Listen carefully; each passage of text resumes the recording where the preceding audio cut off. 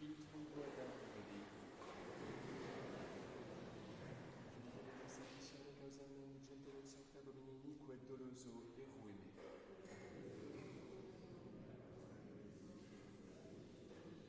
Dimite lucenti la verità dentro annunciam reduxerunt ad aduxerunt in mantem sanctum et in tabernacula tua. Confitebant vincitara Deus, Deus meus quare tristis es anima mea et quare conturbasso.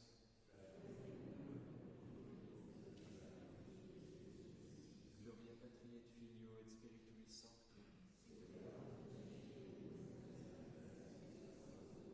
Intruibo ad altare Dei. Adiutorium nostrum in nomine Domini.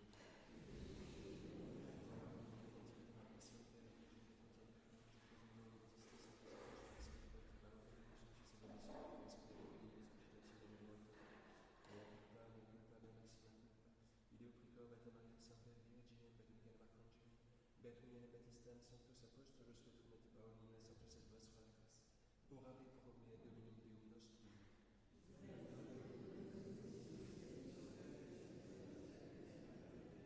Amen.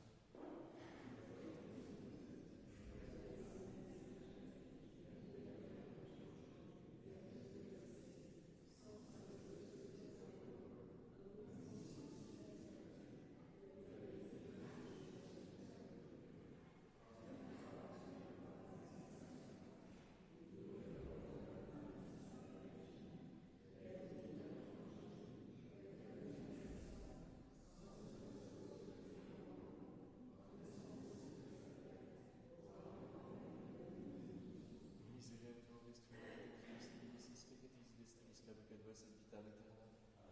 Indulgentiam absolutionem et remissionem peccatorum nostrum. Tribuat nobis omnipotens et misericors Dominus. Deus tu conversus et vivificabis nos. Ostende nobis Domine misericordiam tuam.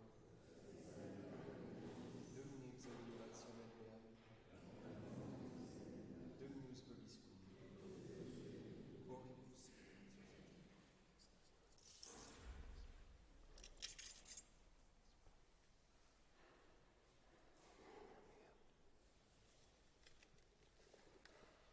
Quasimodo geniti infantes, alleluia rationabile sine dolola concupiscite, alleluia, alleluia, alleluia. Exultate Deo, adiutori nostro, jubilate Deo Jacob, gloria Patri et Filio et Spiritui Sancto, sicut erat in principio et nunc et semper, et in saecula saeculorum. Amen. Quasimodo geniti infantes, alleluia rationabile sine dolola concupiscite, alleluia, alleluia, alleluia. Kyrie eleison. Kyrie eleison. Christe eleison. Kyrie eleison. Kyrie eleison. Gloria in excelsis Deo et in terra pax omnibus. Bone voluntatis laudamus te, benedicimus te, adoramus te, glorificamus te. Gratias Jesumus tibi propter Mariam gloriam tuam. Domine Deus Rex Celestis, Deus Pater Omnipotens, Domine Filii Unigeniti Iesu Christi, Domine Deus Eius Dei Filius Patris, qui tollis peccata mundi miserere nobis, qui tollis peccata mundi succipe deprecationem nostram, qui sedet ad exteram Patris miserere nobis, quoniam tu solus sanctus, tu solus Dominus, tu solus Altissimus Iesu Christe, cum Sanctum Spiritum, in gloria Dei Patris. Amen. Dominus vobiscum. Oremus. Presta quosumus omnipotens Deus ut qui Pascalia festa per regimus, ecte largiente, moribus et vita teneamus, per Dominum nostrum Iesum Christum Filium tuum, qui tecum videt regnat in unitate Spiritus Sancti Deus, per omnia saecula saeculorum.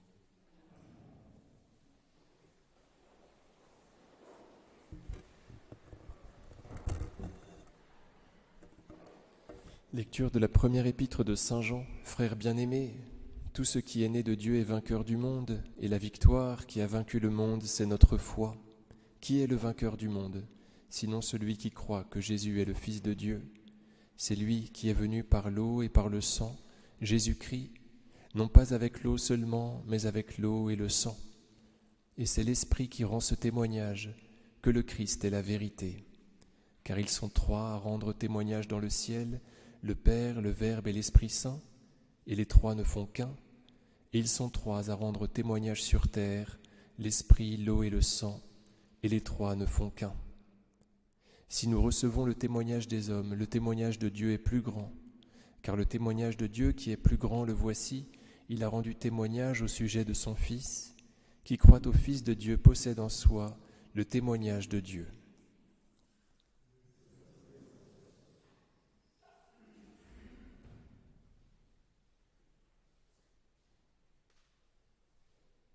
Alléluia, Alléluia, in dies resurrectionis medici Dominus precedam vos in Galileam, Alléluia.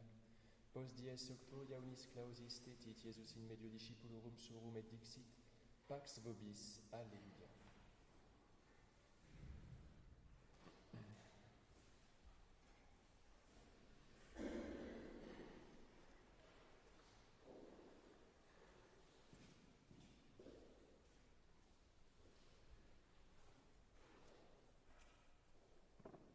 Dominus vobiscum, sequentia sancti evangelii secundum Ioannem.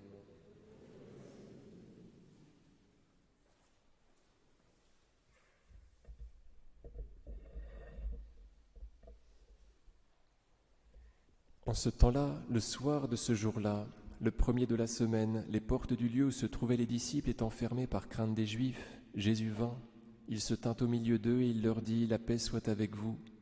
Et en disant cela, il leur montra ses mains et son côté. Alors les disciples se réjouirent en voyant le Seigneur. De nouveau, Jésus leur dit « La paix soit avec vous. Comme le Père m'a envoyé, moi aussi je vous envoie. » Ayant dit cela, il souffla sur eux et il leur dit « Recevez l'Esprit Saint. À qui vous remettrez les péchés, ils seront remis. À qui vous les retiendrez, ils seront retenus. » Or Thomas, l'un des 12, appelé Didyme, n'était pas avec eux quand vint Jésus. Alors les autres disciples lui dirent « Nous avons vu le Seigneur. » Mais il leur dit « Si je ne vois pas dans ses mains la marque des clous, si je ne mets pas mon doigt à la place des clous, si je ne mets pas ma main dans mon côté, dans son côté, je ne croirai pas. » 8 jours après, les disciples se trouvaient de nouveau à l'intérieur et Thomas était avec eux. Jésus entra, les portes étant fermées, il se tint au milieu d'eux et il dit « La paix soit avec vous. » Puis il dit à Thomas, « Avance ton doigt ici et vois mes mains. Avance ta main et mets-la dans mon côté. Ne sois plus incrédule, mais croyant. » Thomas lui répondit, « Mon Seigneur et mon Dieu. » Jésus lui dit, « Parce que tu m'as vu, Thomas, tu as cru. Heureux ceux qui croient sans avoir vu. » Il est encore beaucoup d'autres signes que Jésus accomplit en présence des disciples et qui ne sont pas mis par écrit dans ce livre, mais ceux-là y ont été écrits afin que vous croyiez que Jésus est le Messie, le Fils de Dieu, et qu'en croyant, vous ayez la vie en son nom.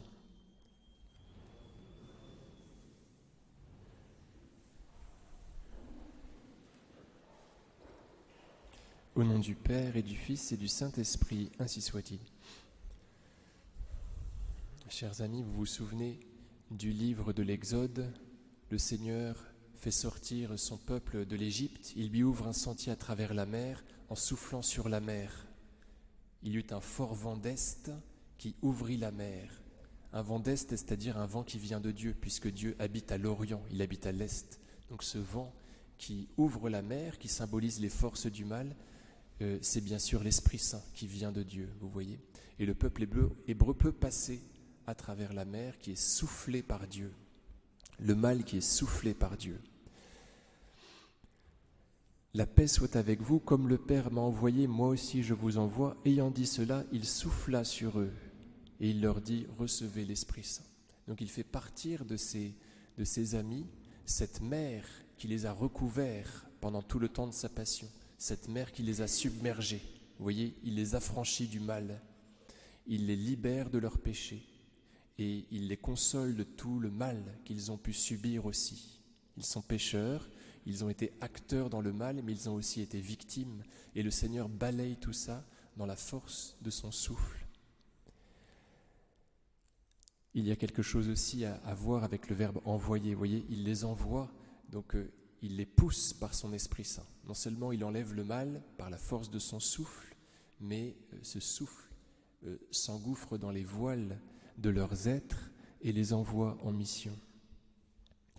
Alors ils reçoivent l'Esprit Saint et ils ont pour mission de remettre les péchés et de les retenir quand il faut le faire. C'est-à-dire que ce ministère est exercé dans la mouvance du paraclet, du consolateur, de l'avocat. Le paraclet, c'est comme cela que s'appelle l'Esprit Saint dans cet évangile. Eh bien, c'est dans sa mouvance que les apôtres exercent ce ministère de la pénitence, de la réconciliation. En fait, il console. Notre mission, quand on reçoit quelqu'un qui vient se confesser, c'est avant tout celui de le défendre. Le rôle du pénitent est celui de l'abaissement, celui du prêtre est celui de la consolation, du relèvement, puisqu'il agit dans l'Esprit Saint, qui le fait consoler celui qu'il rencontre, vous voyez. Donc, n'ayez crainte, voilà. Alors il y a cette question, qu'est-ce que ça signifie « À qui vous retiendrez ses péchés, lui seront retenus » alors que l'on dit aussi « à tout péché, miséricorde » à condition de bien vouloir cette miséricorde. Voyez. Et c'est comme cela que certains péchés peuvent être retenus, c'est quand la personne veut demeurer dans son péché. À ce moment-là, la liberté de cette personne doit être respectée. Mais c'est très rare, vous voyez.